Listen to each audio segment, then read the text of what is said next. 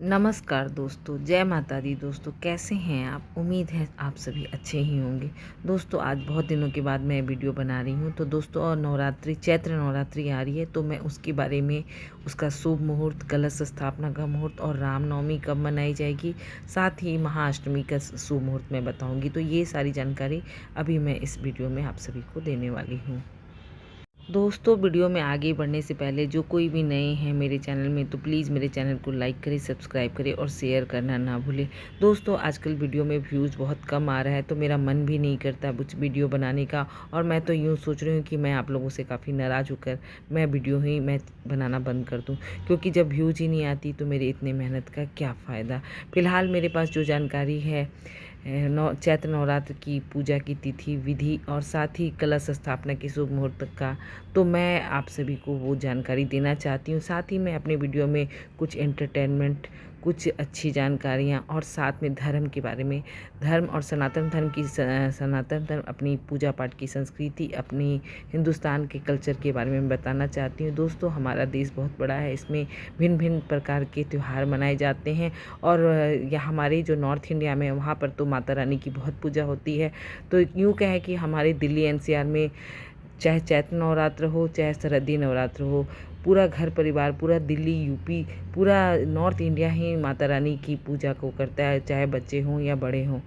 तो दोस्तों आगे बढ़ते हैं। तो 2025 में चैत्र नवरात्र 30 मार्च को आरंभ होगा, और यहाँ से 30 मार्च से लेकर के करीब 6 अप्रैल तक चैत्र नवरात्र मनाई जाएगी। 7 अप्रैल को जो लोग व्रत रखेंगे नवरात्र का, वो पारण कर सकेंगे। तो दोस्तों मैं आपको जानकारी देना चाहती हूँ कि चैत्र नवरात्रि का प्रारंभ 29 मार्च 2025 की सुबह 4:27 पर यह व्रत आरंभ हो जाएगा, यह पूजा, और इसकी तिथि की समाप्ति 30 मार्च को दोपहर में 12:49 तक रहेगा। तो दोस्तों कह सकते हैं चैत्र नवरात्र का जो शुभ मुहूर्त है वो 29 मार्च को आरंभ हो जाएगा, जो जानकारी मैंने आपको दी। और हमारे यहाँ कहते हैं ऐसे, जो चैत्र नवरात्र की जो पूजा है वह 30 मार्च 2025 से आरंभ होगी।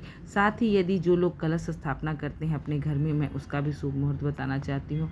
कलश स्थापना का जो शुभ मुहूर्त होगा वह 30 मार्च की सुबह 6:13 से सुबह होकर के 10:22 तक इस पूजा का शुभ मुहूर्त होगा। तो इस पूजा के शुभ मुहूर्त में ही आप अपनी घट स्थापना कर सकते हैं, अपनी कलश स्थापना कर सकते हैं।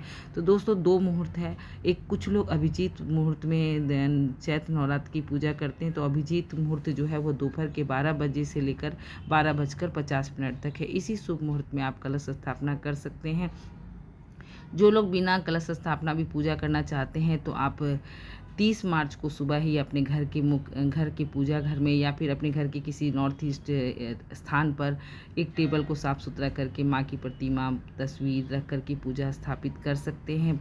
माँ को लाल वस्त्र, लाल फल फूल, लाल निवेद्य, इन सब को से पूजा कर सकते हैं। साथ ही 9 दिन आप धूप दीप से आरती जरूर करें।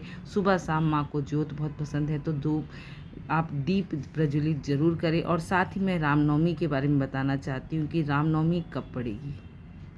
दोस्तों 6 अप्रैल दिन रविवार को रामनवमी की पूजा मनाई जाएगी। जो लोग झंडा गाड़ते हैं इस पूजा में, बहुत लोग बिहार यूपी में कई जगह जो हैं वो झंडा गाड़ते हैं, राम जी की झंडा, जो कि भगवा कलर का होता है, और बहुत विधि विधान से उसकी पूजा करते हैं। तो रामनवमी के दिन झंडा रोहन का काम किया जाता है।